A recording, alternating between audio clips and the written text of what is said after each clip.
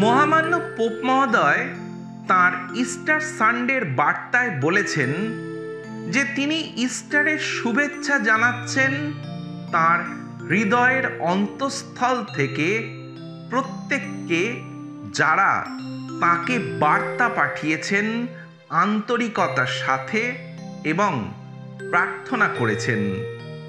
তিনি আরও বলেছেন, এই সব মানুষ, পরিবার এবং গোষ্ঠীদের মধ্যে আমি আশা করছি পুনরুত্থিত প্রভুর শান্তি পৌঁছে যাক।